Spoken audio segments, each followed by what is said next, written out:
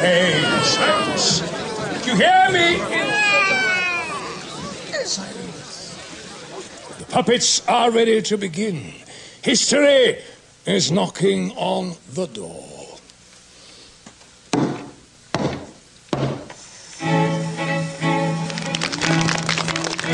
In the year 1517, Martin Luther challenged Rome. The Church of Rome is corrupt. Here begins the Reformation. English King Henry, a man of many parts, breaks with Rome.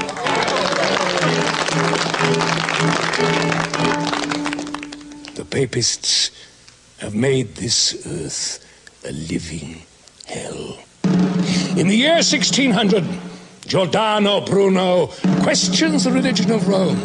He preaches dissent, and for this he is burnt.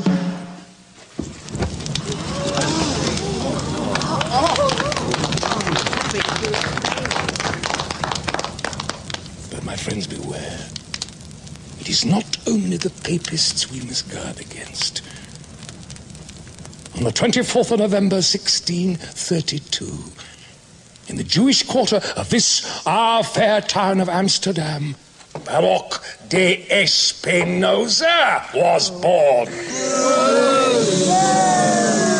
As he grew, he began to question everything. Everything, creation, and our Creator.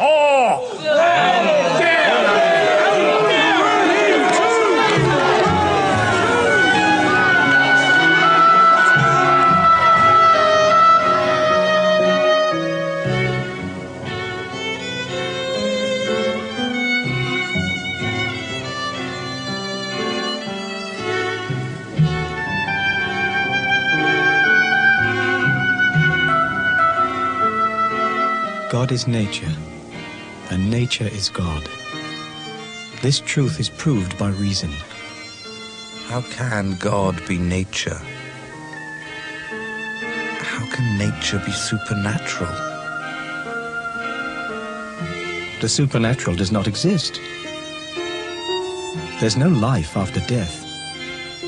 A mind cannot outlive its body.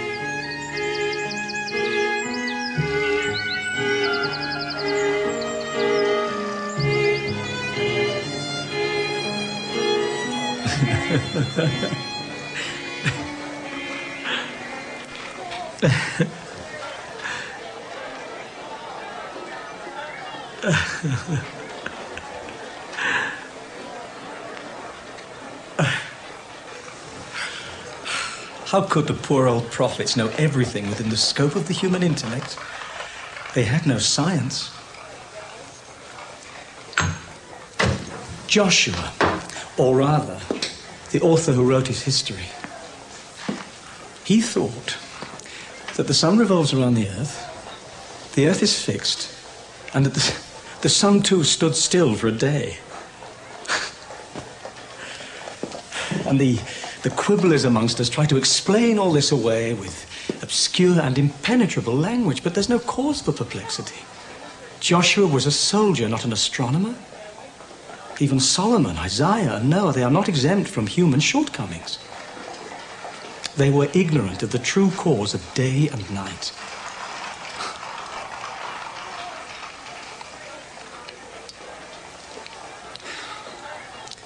Rational thought, my dear friends, is a self-rewarding virtue. And religious prejudice is a veil which protects the mind from reason. But surely not all faith is blind. Perhaps. But it is always one-eyed.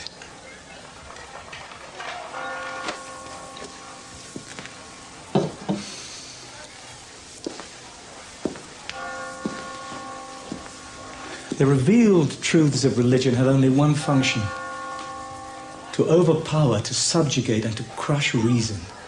and so prevent scientific knowledge from ever being regarded as superior to religious knowledge. Have you said farewell to life? You can rely on us, but you have in recent months become careless and loose-tongued. While my father was alive, I kept silent so as not to offend him, but I can do so no longer.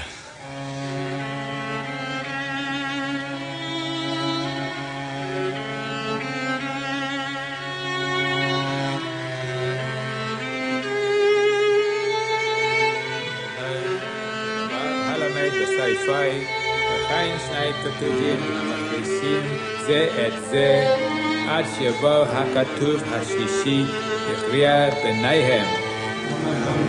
יהי רצון לפניך על השם אלוקינו ואלוקי אבותינו שבונה בית המקדש במהרה בימינו. ותן חלקנו בדולתך ונעשויס לצונך. אמן. He refuses to curb the excesses of his tongue. He looked at me, smiled in that irksome, superior fashion, and turned our offer down. Did he say anything? Oh, yes. If men's minds could be controlled as easily as their tongues, every king would sit safely on his throne. And then he smiled again. Amen.